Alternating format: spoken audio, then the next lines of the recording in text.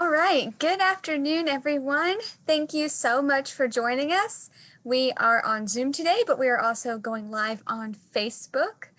If you have any questions throughout the program, please feel free to use the chat or take yourself off audio to ask.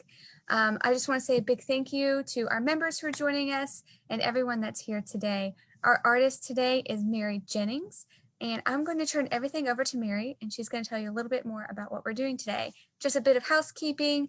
If you have any tech questions, please ask them in the chat. I'm on the back end and I can help you. If you're joining us on Facebook Live, please feel free to leave comments and questions for the artist, and I can also read those out to the artist today. Thank you. All right, thank you, Valerie, for the introduction. And I'll introduce myself a little bit further. My name is Mary Jennings. I am an artist in the Virginia area, and I am the owner of Mary Jennings Art.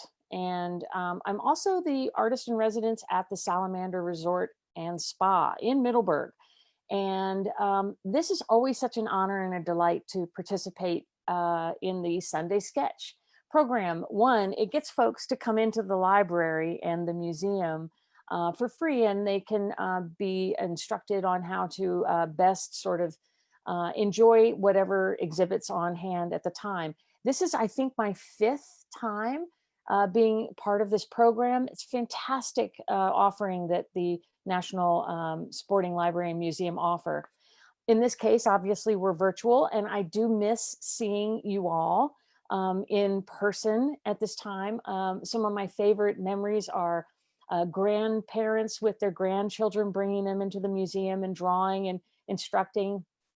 One particular case, one of the artists whose work was on display, one of their grandchildren or family members came in to participate in Sunday Sketch, and it was exciting to have that real life connection. So anyway, today we're doing something having to do with fly fishing. Fly fishing, although I'm not a fly fisher person, I love the sport from the naturalist side of it, or from the just sort of, it's an amazing sport that honors what nature has to offer. So in drawing the flies, they are trying to align the etymology to the construction of these flies. So we're going to try and honor that by drawing it. And obviously they want to get the fly just right to lure the trout or whatever to actually bite. So today, in honor of that, I'm actually doing sort of a bunch of different types of drawing tools. I'll be demonstrating a bunch of different types of drawing tools to get you to bite and come on into the museum when you can and do that. And the other thing we are doing, we're not just making sketches, we're going to make something fun today because gift season is coming and Thanksgiving is coming and Christmas. This is a bookmark that I've made, and this is actually a lovely piece of drawing paper that I have taken magnets that have adhesive backs on them already. They come like this. They have a little sticky piece of tape, and I've created a bookmark. Now, why have I done this? Because these are so fun to take in, and they're little doable sketches that you can do, and then you can give them as a gift to someone. I often take them if I go on trips, or if I'm a guest in someone's house. I do a little sketch and I offer this as a gift. Not only that, but it's also fun because it lures you into reading, right? So a little funny there. So anyway, I want you to, I believe in the chat, we're going to share the image that is currently right here on your demonstration screen. I will be moving that, and I'll be demonstrating several different tools I will be demonstrating tools from a ballpoint pen, a felt tip pen, a micron pen. I will be demonstrating a wash pencil, and I also have some paints that I will be demonstrating. So I'll be just demonstrating a whole bunch of those. Now, I will say that if you get your curiosity piqued ever so slightly while we're doing this and talking about lures, please put your questions in the chat, whether it be about, information about the exhibit that's actually still virtually online on the website, and hopefully we'll drop that into the chat as well, information on that. Or if you have a question for me, I will be demonstrating throughout the time we're together, which is for an hour, and then I'll pop back on and I can answer questions if there's anything you have to desire. Behind me is actually part of my studio here in Virginia, and I'm going to sign off on this screen and I'm going to go directly to drawing. So let's get started. All right, so here we have, this is actually a photograph from the exhibit that you are welcome to capture on your own. This is a lure that has some interesting features to it, and it's this fantastic photograph because you actually can see the construction of the lure. You can see the special tying that's done here. These feathers are really constructed so either they will sink, they will go to be a certain part of them, they'll exist in part of the water, and they'll either sink or they'll float or they'll twirl a certain way, but they have to mimic the insect and the specific time. You can't have a nymph insect in the water when it's not nymph season. The trout won't bite. So this is what's, you want to make it the most attractive thing so it'll bite. So on that note, we are going to be doing, as I mentioned, bookmarks. So this is the bookmark in action. This is it. It's just so lovely. The magnet works really well. This is a bookmark that I created using multiple of techniques. So this is using some micron pen, which is a archival permanent ink. I used some metallic. I don't know if you can see any of the metallic qualities of this. I used some watercolor pencil, and I also used, I guess this was existing watercolor. So this is sort of a combination of various different techniques. And to be honest with you, I actually wrote down those inside the bookmark for future reference. Okay, so we will be working on, this is the lure, and there you go. So the first image, I've actually taken a sketchbook that I like. This is a sketchbook that I've used in the past. I love it. It's a very wide sketchbook. And in this case, because I really do like to keep the sketchbook tidy, I am using these little squares to replicate what a bookmark would be. So, and I have started off with this. This is a good question. I see the question about the dimensions of the bookmark. For the dimensions of the bookmark are, here's this, it's about 2 inches by 2 inches. Okay, 2 inches by 2 inches. So it's very small, which is very nice and approachable because, it's nothing's worse than getting, if you're in the museum or the library and you sort of are just bogged down with trying to achieve something in a small, these are studies, this is a sketchbook. So the first marker that I'm using today is, obviously, this is not an archival marker. This is very simple, something that you can buy at the office supply store. You may even have it somewhere in the bottom of your purse or bag or briefcase, but it is a Bic felt tip marker. And the reason why I like this is because it's so basic and so simple, but yet beautiful. So these are already lines that I've begun and started for the drawing today, but I want to show you some of the qualities that we want to get with that lure.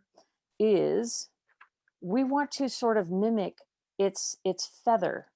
So I'm almost applying marks that are sort of heavy at first, and they go light. And I can go, if I'm trying to do the striping, I can actually, really lay in some ink. You want to have some areas that are darker and some areas that are lighter. And I have the striping pattern that I want to imitate. So what I don't want to do is I don't want to sit there and go counter to where the feather is going. Same thing when I draw nature. I try and draw in the direction that it grows, or the direction that, the feather would grow. So I'm taking my pen and I'm almost doing, lettering, sort of calligraphic lines. And this is not something that, has to be, thankfully we don't have to have the actual responsibility of earning the catch for the day. So, when you're sketching, honestly, and I hope you're sketching with me at this moment, when you're sketching, you're studying. So allow yourself to study, allow some mistakes to happen, allow some getting a little bit lost in the process. So I'm going to, it's a little hard because I hope you somehow capture the image, and I hope it was in the chat. If you don't have the image, let us know and we'll put it again in the chat, right, Valerie? And get it there. So I'm working towards Yep, that's getting, right. okay, super, thank you. I'm working towards getting the stripe pattern. And again, and this looks, very sort of elementary, but I actually have a nice little surprise with this particular medium that I want to show you in a tiny bit, and why I like it so much, because it's kind of a 2-for-1 thing. Now, this is obviously not something you're going to be, you know, the, I tell you, a little thing about me is I really want art to be accessible to everyone. I don't want to have anybody stuck in, oh, I can't get that supply, or, oh, I don't have access to this. I want you to be able to take the most basic things and participate in being creative. And again, so I'm mimicking with my drawing some of the qualities of the texture of this whole thing, of the fly itself. And again, and if I want to do some fun little dots on the outside to make it kind of, a little extra, why not? This is a drawing. You're not catching dinner here. This is a drawing, and your responsibilities are fairly light.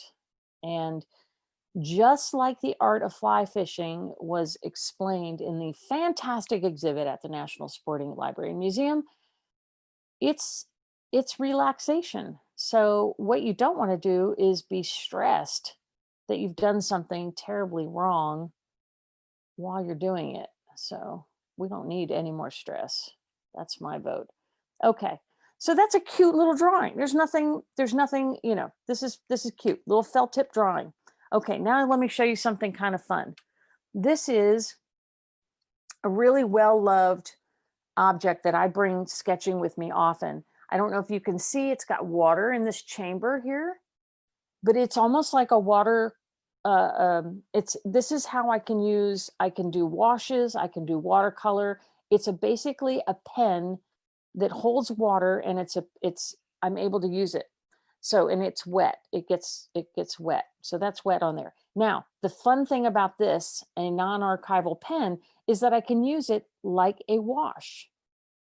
And I can actually have some of these darkers, and I can go in here and I can give it some shading, some special shading that adds some elements of beauty to the actual drawing itself. I can soften some of these lines. I can actually go and, use this as almost as a brush with, because it's picked up some of the ink. So I can go and actually use it on areas such as, so I can give us this little trompe l'oeil effect here. Because I've got so I can make this look like it's a bookmark in itself, right? So this is so wonderful. This little Bic pen just creates just a lovely, doable, fantastic little achievement of art there. So voila, that's fun number one. Now we're going to move into fun number two, which is done with this. It's just a basic Bic or whatever. It's a ballpoint pen. A ballpoint pen, any ballpoint pen will do. Let's see. I'll check one thing real quick. So, excellent, excellent. I do have one question for people in the chat. Is anyone here? Are there any fisher people? Are there any people that do enjoy fly fishing here in the drawing program today? I'm super curious. So, because I love this whole the whole story behind, you know, capturing the trout and getting all this, and the feathers, they have hackle collections. So there's all these sorts of wonderful words and terms and how to dress a fly, and it's really fascinating, really fascinating. So this is a great topic to sort of dive into and be artistic, and you get to learn and you get to stay fresh. So I'm going to move this down a little bit so I'm not bumping into it. And we're going to draw the fly again, but this time with the pen. Now this has no sort of wonderful qualities about it. It's a basic pen, but again, just like the other one, and you can get some wonderful grays. So like this fuzzy area, I can sit there and I can just very lightly go through, and I can add little textures just like you would with a drawing, a particular drawing tool. So I'm adding texture by the markings that I'm making. So I've basically drawn the structure of the hook. And I would say that it's not a bad idea, just like you would know the structure of a human and you would draw the skeleton. I would almost start with the structure of the hook before you get really caught up in all the feathers and everything, all the excitement that exists on some of these flies. Some of them are pretty special. I picked one that had a little bit of both, you know, some of this, you know, fancy stuff and then some of this other stuff. You still want to stick with, even though you're doing a drawing that is basically, you know, this is a ballpoint pen, you can achieve some pretty nice contrasts within this medium. And again, it's just so funny because it's a ballpoint pen. But the bottom line is, the reason why I even show you this is because I don't want you to be, you know, in a moment where you're like, oh, I wish I could capture this beautiful scene right now, but I just don't have my tools with me. That is wrong. I was sitting waiting for a bunch of friends, actually at the Salamander. We were going to go on the zip line tour, and I was waiting at the place that they have us wait for the little shuttle.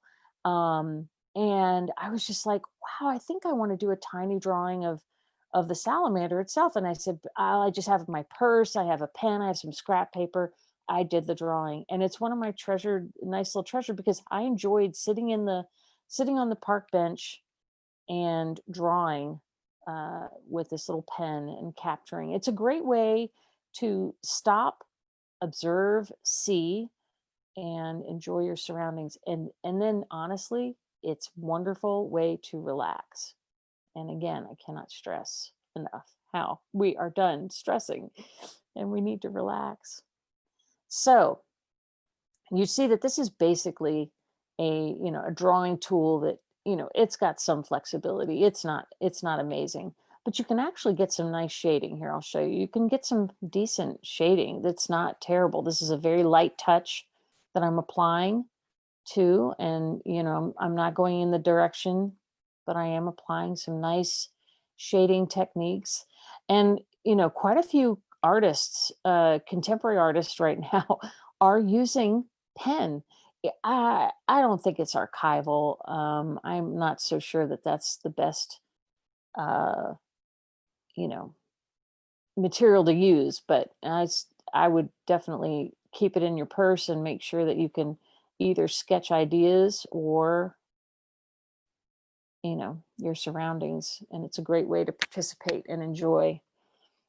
And I hope everyone is able to sort of, grab some of these supplies. The next supply that I'm going to use will be watercolor pencils. So I don't know if anybody has watercolor pencils, but those are also a fun thing to use. So I think I'm going to wrap this up. This is pretty much as exciting as it gets. I think I'm going to just add a little bit more detail here because I don't want it to feel left out.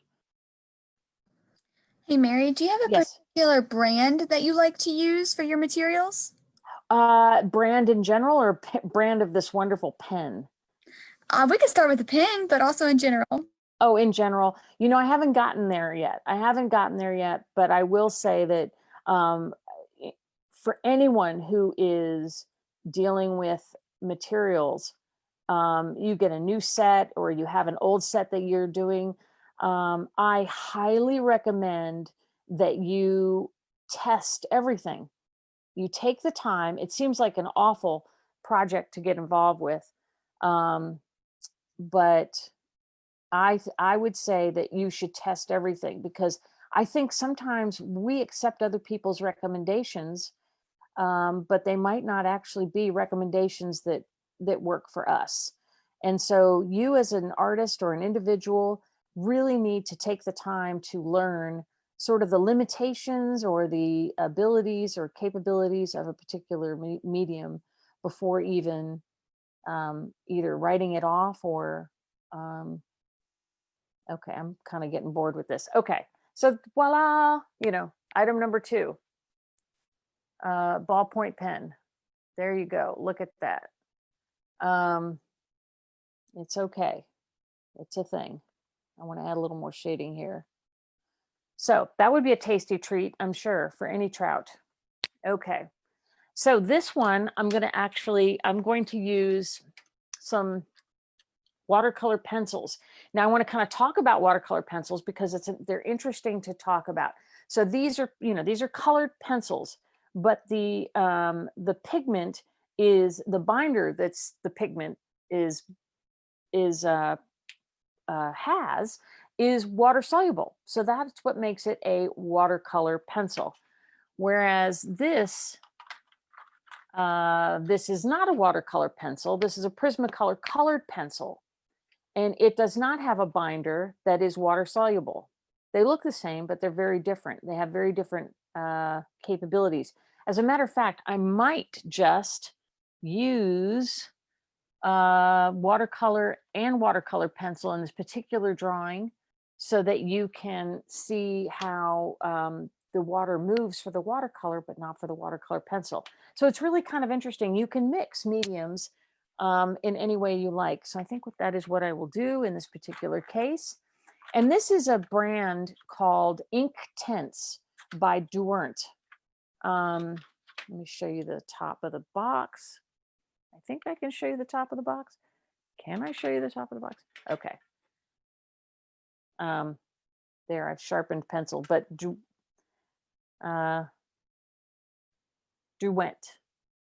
Okay, this is a set I bought, and I will have to say they are yummy. Really, really lots of pigment in their colored pencils. There's another silly set that I bought because I'm always trying things because I'm a teacher and I want to show to different students. This is Royal Watercolor. That's another colored pencil. And honestly, maybe we can try a little bit of these too to see what they do. So we'll do a little bit of that too. But anyway, I'm going to start with colored pencils. Oh, and I also wanted to show you another example. This is another option. This is Winsor Newton. This is a stick, a watercolored stick. So it actually operates like a crayon, and then you can obviously, but I will tell you that there's so much binder in this to make it this dense that it actually acts it doesn't have a lot of pigment to it. And that bothers me. So I don't use it that much. But you have to learn, you have to test, you have to learn, and you have to practice. So in this case, I'm going to do some drawing with my Prismacolor. And I think I might do a little bit of drawing also with my So I'm going to draw Prismacolor first, and then I'm going to draw, so this is a black, oh, this is actually blue indigo. Hello. There we go. So glasses help. Okay, so this is the black. So although I don't really like to use black as much because there's so many other colors that I can use that are not, just black. And obviously I'm getting a little artistic here. I'm not getting I'm getting a little loose with my drawing, but so I want to start with a light sort of sketch of, again, the whole body that I'm trying to achieve of the bug. And because this particular medium is color pencil and it won't move, I'm going to actually use this more for the drawing of the things that are more solid in this particular sketch. And this is fun to do when you're doing sketches, to experiment, because that's what it's kind of about. So this is fun to sort of get the general layout of the hook. And then kind of, I don't really want to do a whole lot with the black, except to come back at the top here with the hook loop at the top. Okay. And then I think what I'm going to do is, oh, actually, I think I want to do some things that I don't want to move in this drawing. And that would be these wirings, this sort of nice little stripe.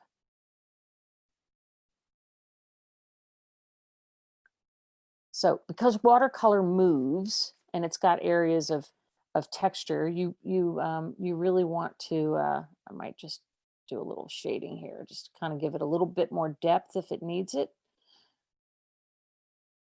in these darker areas. So similar to what I've talked about as far as when you have a new medium that you're working with, I firmly believe in testing your own ability to render things. There's no one way. I mean, how do you think, wonderful experiments are made,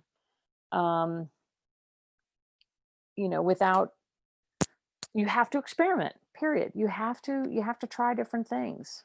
Okay, I'm going to move this guy down a little bit. Okay, now I'm going to get into the watercolor pencil part. So the watercolor pencil, I've got, some colors I can work with. I've got all these colors I can work with, but I'm not going to work with them all. I think I'm going to start with a sepia brown kind of thing. This is what they call bark. Typically, actually, you know what I'm going to do? This is thinking out loud. I'm going to start with lights first.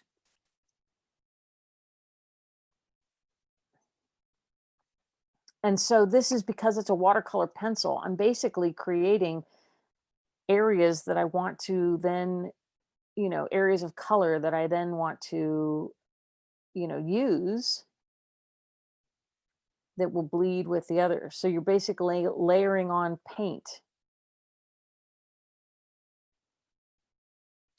Because I'll go back into this with a brush.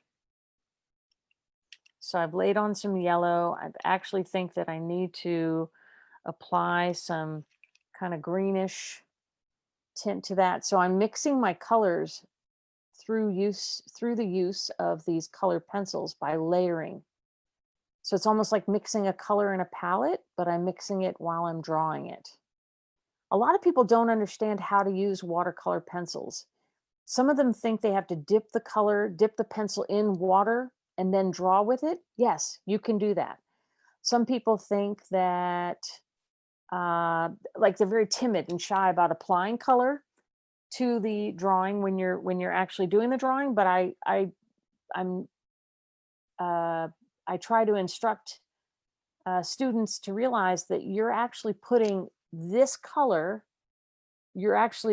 how much ink or how much medium you actually put on the paper is how much color you're going to get. So in other words, if you're just drawing something, you know, so lightly like this, it's going to barely be any medium on the surface. So if you want a strong color, you're going to have to lay it in there really nice and strong. But you don't have to do it in completion. And also when you're doing watercolor pencils, really the lines do matter. It's not just going to turn into mush. So I am being rather careful with some of my line work. Obviously not too careful, but you know, to get some of these wonderful marks, I'm actually probably going to benefit from using a nice fine brush to get some of these wonderful, because once I have the pigment on the brush, then I can begin to apply it. So right now I'm just laying in color, so then I can let the watercolor brush do most of the work. And again, I'm just sort of laying in these blocks of color and making sure that I have enough to work with when I want to go and use my brush. So this looks very cartoony. Doesn't look very airy and fresh like some of the other ones, because again, I'm laying in my color. Let's see, I think I want some more yellowish green in this and a little bit more orange here. So soften this color a little bit. And then putting a little bit more of, now this is the watercolor green. So I'm just going to lay it out. In fact, I think I want a little bit more yellow in here to make it really kind of vibrant. Okay, now having done all that, I will take a fine brush. Let's see, I don't have one that's too fine. I would actually, this is okay, because with a watercolor brush, you've got the tip. Let's see if I can use this. Let's see, is this the one I want? But to be honest with you, I think, so let me leave that there. Let me do the magic world of going behind me to my other stuff. Aha, I tell you, okay, here we go. So these are really good watercolor brushes. They're not an amazing brand.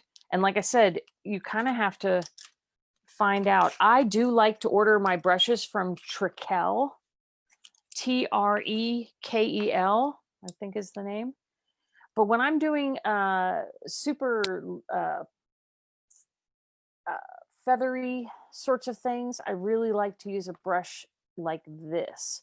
Some people would use a brush that's like this for something small and detailed, but I think the markings that you get when you use a brush that's more like this is so much better.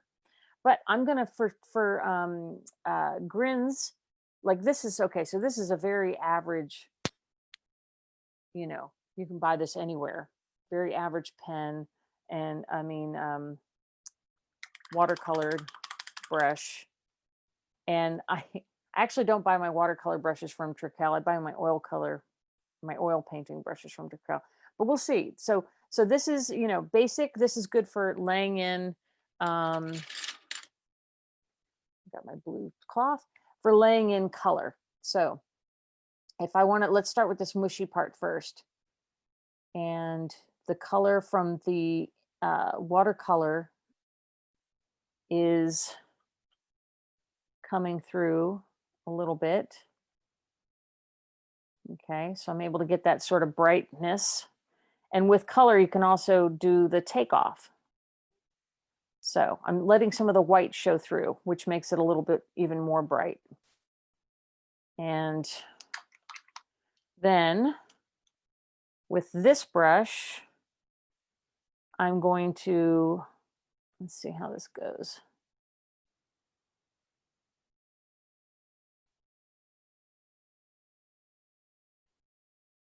So you will want to get some of those nice feather markings.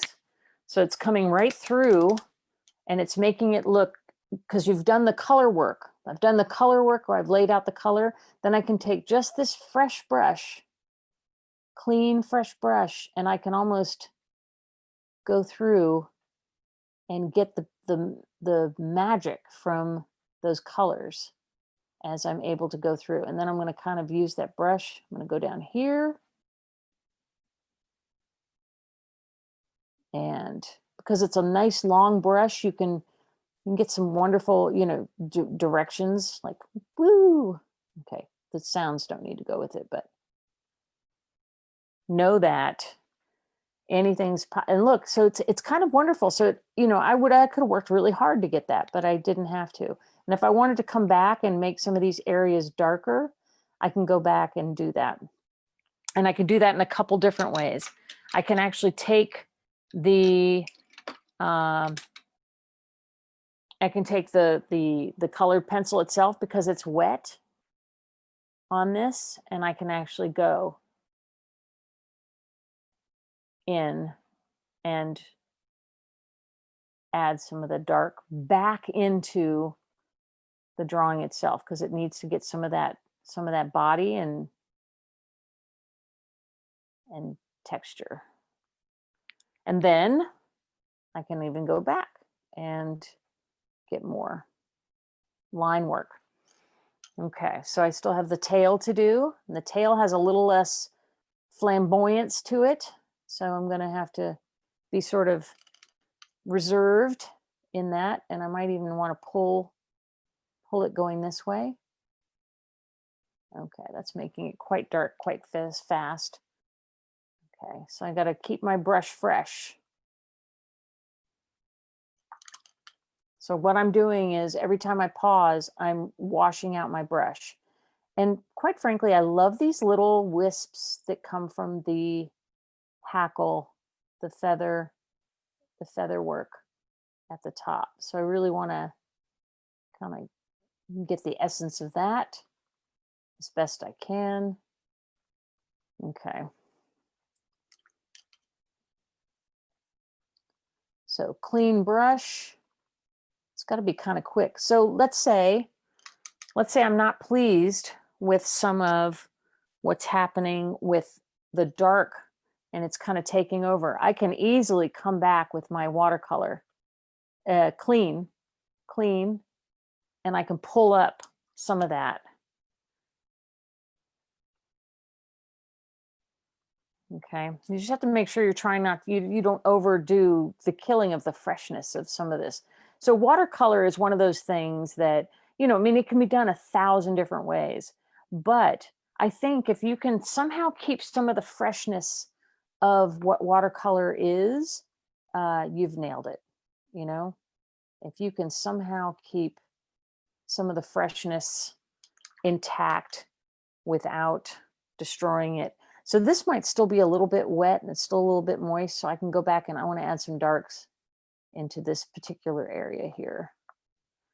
Okay, and then we don't want to forget this lovely area here. It's kind of a little thing that makes it sing.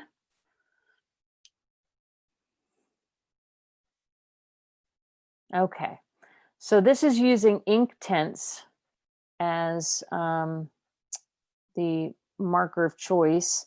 I didn't actually use these for anything, except what I will do is I will now use this to sort of maybe get a little shadow under my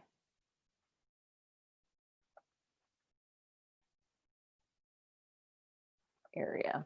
So this has, you can feel that this has a lot more binder in it to make the pencil. So it's just, it doesn't have as much pigment. And, you know, honestly, you can't really know that until you either watch every YouTube video of every, every medium that has ever been demonstrated. I mean, look, you know, this is just Womp womp.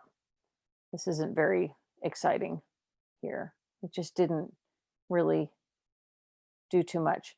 So it does really matter. But you know, if you're just trying to have some fun and achieve something, then go for it. It's not that bad. Okay. So voila, there we have it. Now we have few wonderful illustrations. So let's recap. So we have quite the little show. We've got a felt tip marker. We've got a ballpoint pen. Looks like a bad hair day. We've got watercolor pencils. And next, yes, there's more. Next, we have a sketch and wash pencil. So I don't know if you've ever used sketch and wash, similar to the wash. Oh, I've made a mess of these supplies. Now I can't find my. It's similar to the pen that we used with the, the water-based watercolor pencils, the felt tip marker. This particular pencil is designed to be a pencil that is water soluble. And it is actually called, and I've used it lots, it's called Sketch and Wash. And it's a very soft graphite that is really wonderful. I love how thick it is. So you can, because you're obviously going to drill it down quickly as you're sketching. It's not a hard pencil, it's a very soft pencil. Similar to, I guess, you know, any graphite. So it's an all surface graphite. And so you can use it on watercolor, you can use it. It's a wonderful opportunity to sketch, but also use as a wash. So with these two items combined, my watercolor pen that's safe, I could put this in my bag. It's not going to get anything wet. It's not going to harm anything. It's very, very portable. And then my graphite, you can actually do a lovely wash, a graphite wash. So let's work on that. I want to move my trusty bookmark down the road. Okay. So we're really getting a sense for what this fly is all about, and if it's actually standing up to the test, the taste test, if I were a trout.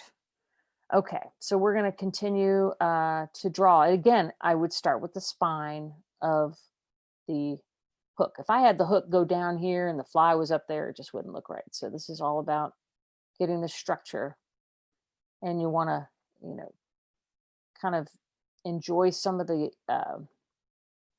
benefits of a sharp tip. Have some nice, wonderful benefits to that. And I always tend to start with the structure, these little lines that hold it together. At this point, I'm not even looking at the lure.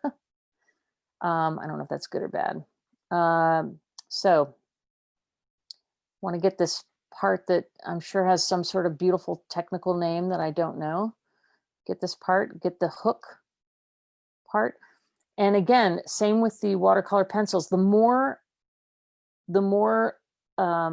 medium I actually put down onto the surface, the more I will actually have to work with, to move around, to use as a wash.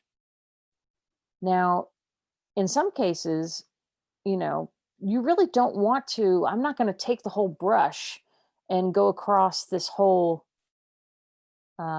surface. I'm really going to be very light-handed.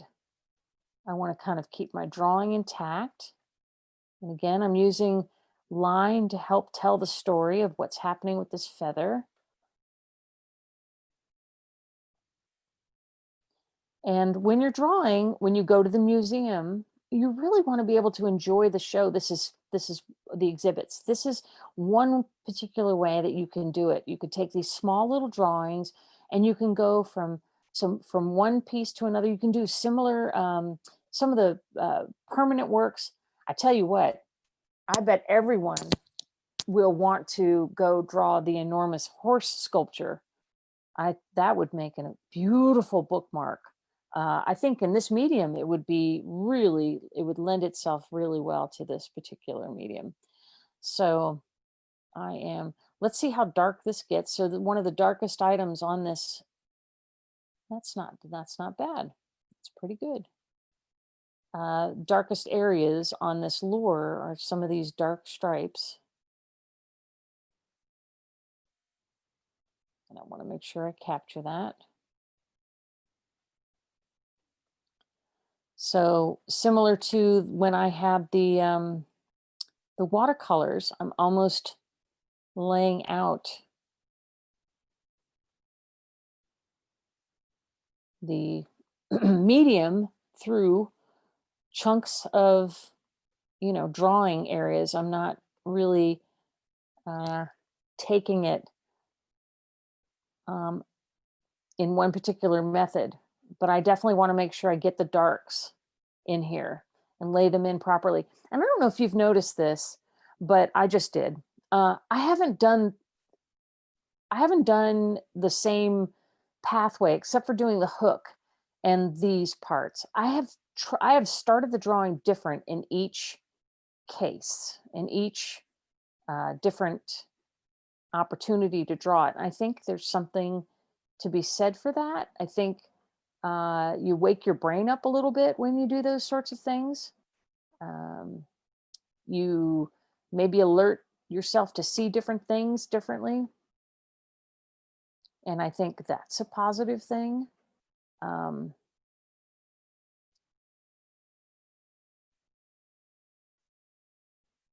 Okay.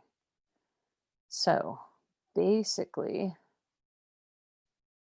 now this is such a fun medium. I love graphite. I love to draw. I love graphite. So this is definitely a handy thing to keep in your bag of tricks when you go sketching. In my estimation, this is a handy little thing. It can make a handsome little sketch. Okay. So it's important in all drawing to think about the composition. You've got your darks, you've got your lights, you've got line and all that stuff. But really, when you're doing the darks, when you've got different mediums, sometimes you forget that you've got darks and lights to attend to. So one of the darkest areas of the lure itself is, without the shadow from the photograph, that's definitely part of the whole thing.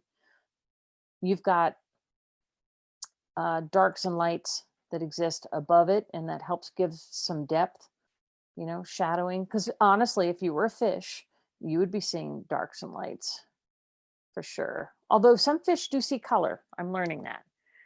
Okay, so now that I've sort of sketched this out, and we'll give this the, almost the signature shadow here. And, I'm drawing this, I'm almost shading it like I would shade a drawing. I mean, shade a drawing.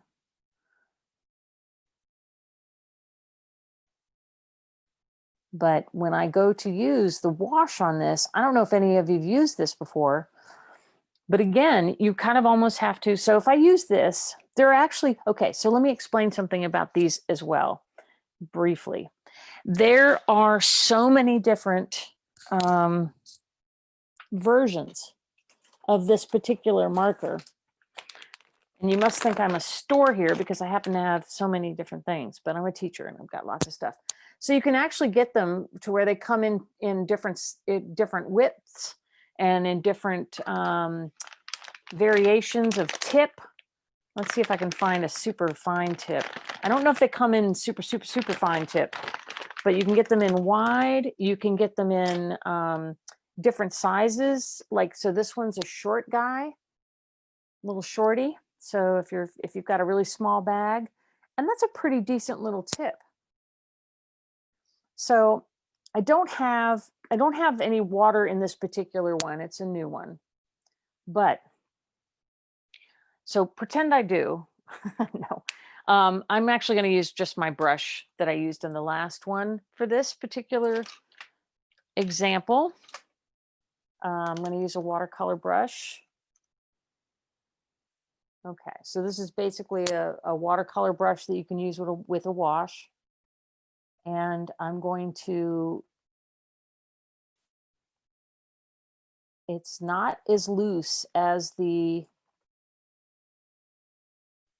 actual watercolor would be, but it does create a nice wash. If you're unsure about how something reacts, take an area and test. That's the whole thing. Test, test, test. When I get a new set of watercolors or a new set of materials, I do a whole chart where I test them and I test their ability to function the way I want them to function. How dark can you get? How light can you get? How sharp does your tip stay for any length of time? How long? So you see, even though I'm using the water, it's so different than the watercolor pencil. It is a whole different medium, this. And it's kind of nice because I think you can do, so you have these nice lines here, but then you can do a nice wash sort of behind it. So it's not going to act like the watercolor, but it's going to be, and the more medium you have, meaning the darker you've laid out your pencil, the more you'll have to sort of play around with and move. So it's much different than like the watercolor. And it's graphite. Now you can also go back in after you've done it. And as long as there's a little tooth to your paper still, you can go back and add some details.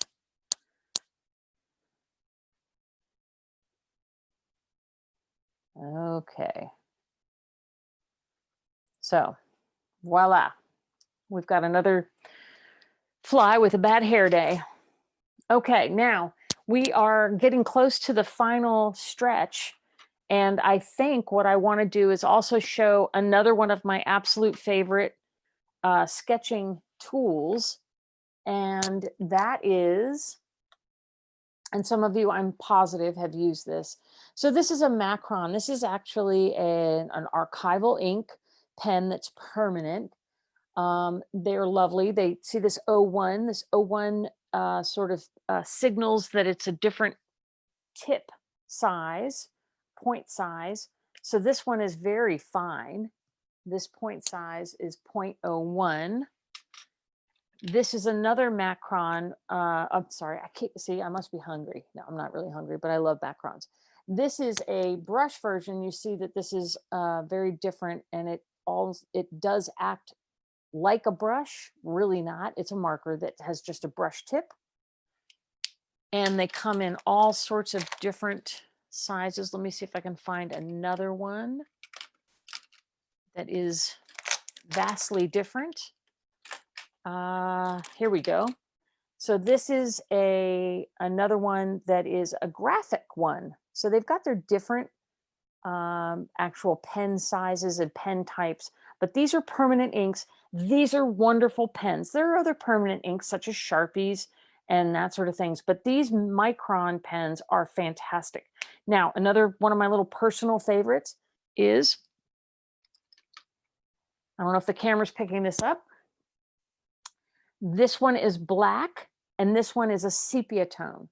I like to use the sepia tone when I draw. It's a little gentler sort of impression when you're drawing. Okay, here we go. This is the final, even though I didn't get to 6 lures, if we want, I can try and do that and continue while we do questions. So I'm going to do this really quickly. This is actually what I use when I sketch, say, like this bridge. I used it underneath all of the other mediums that I used. So let's go for it. We've got our basic framework, skeleton of the actual thing, and I'm drawing it very sort of graphic. So remember, this is permanent. So this is where you can, you can actually kind of add a little bit of interest if you desire. with your lines, or you can get into very detailed elements of the whole thing, such as cross-hatching or stippling. Okay, so cross-hatching is where, and I'll just show it for the textured part. Again, I got to do my little.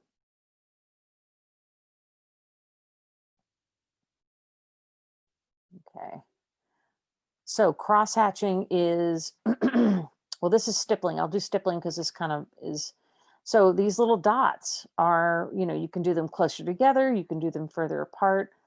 This pen is a very graphic pen, and it allows you to do so many wonderful, fantastic techniques. So that is that. If I wanted to do cross-hatching, I could do shading with lines that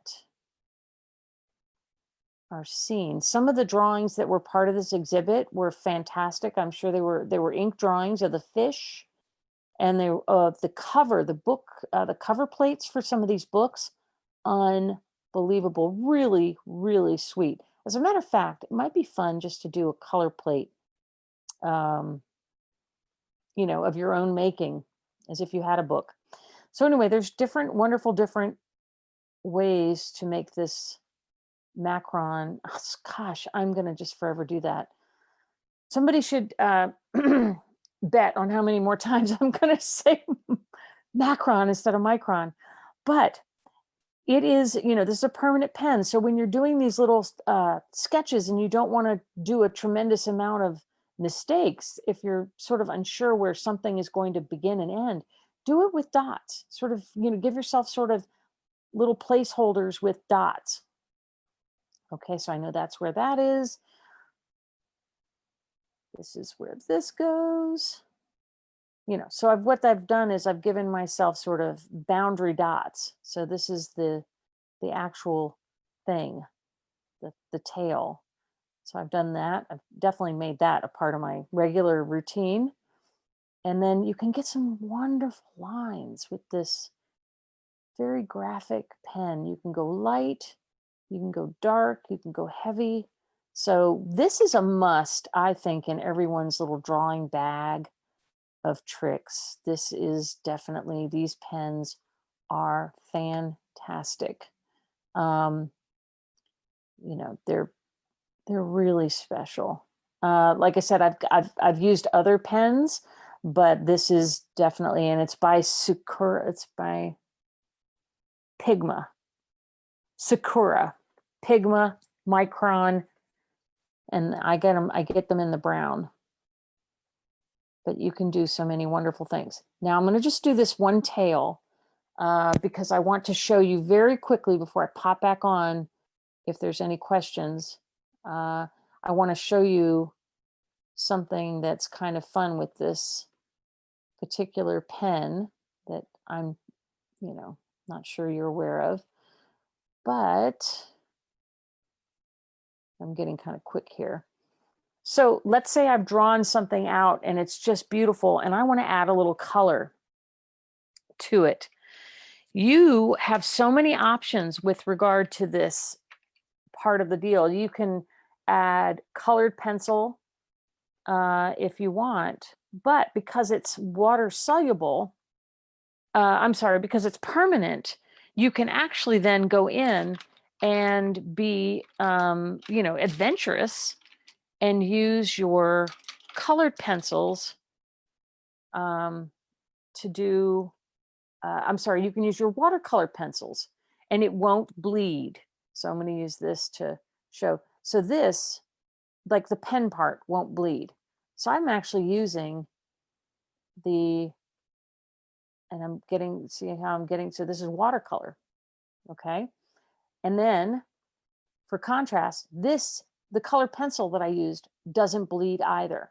So you can do a combination of colored pencil, so many different things as you go into using it. But when you use the micron, you don't have any worries about your drawing being smeared or disappearing. So as a quick recap before we separate and people have things to do this wonderful Sunday, I mainly wanted to show you different ways that you could achieve some really fun results with very basic materials, that you shouldn't be bound to a material. So this is the drawing that's done with the Bic marker. This is the drawing that's done with the ballpoint. This is done with watercolor pencil, color pencil. This is done with a graphite wash pencil, an all surface pencil. This is done with a combination of the micron pen and the color pencil and watercolor pencil. You can do anything with this. And I want to ask you, if you had one more medium that you wanted to see in this last one, either tell me with your microphone or write in the comments, either way. But I'm going to switch over to discuss questions, to answer any questions. And I just have to thank you guys so much for being part of this process and hanging in there. So, so yeah, if you have anything that you didn't see, let me know. And I'll do it and I'll post it in the Facebook page because we don't have time today. So thank you guys. I've enjoyed being with you today and showing you all my different mediums and tricks for sketching. We have put a link to Mary's website in the chat as well. Yes, actually, on that note, Valerie, real quickly, I am so interested in the subject of color. And I really want, when you go to mix something, as you saw when I was doing the colored pencils, I was using orange, yellow, green. I want you to understand color fully. So I'm actually offering a free downloadable color chart that is on the link that hopefully has been put in the, there's a special link to sign up to get a download of a color chart. In addition to the color chart, there's a video that comes and it's sort of me demonstrating the color chart. It's an interesting color chart because it's in the form of triangle, not in a circle that you would typically recommend. So this is actually something that was established by the first person that sort of introduced color study and color theory, who it was a poet. So there you have it. We have our flies that have been demonstrated. They look so adorable. And the bookmark that I hope you get into making, these are adorable. So think about like Thanksgiving when you're all together, you can do bookmarks together. Super simple. And you don't want somebody to be sort of bound by not having a certain material. So that's why I went to show. So let's see if there are any questions. I think you just explained everything. Did I really? I think so. Your teaching skills came through really well. Oh, and let's say congratulations for the little sweet voice that we have on Valerie's end. And I'm really sorry about that. Not at all. Don't ever be sorry. And we'll sign off. But Valerie, you're doing such an amazing job, and I just want to share my hopeful group appreciation of all the work that you put into making these happen on a monthly basis. You're doing a fantastic job, and we're so fortunate to have you part of the National Sporting Library and Museum. So thank you all very much. If you have any questions or something I didn't cover, go ahead and put it on the Facebook.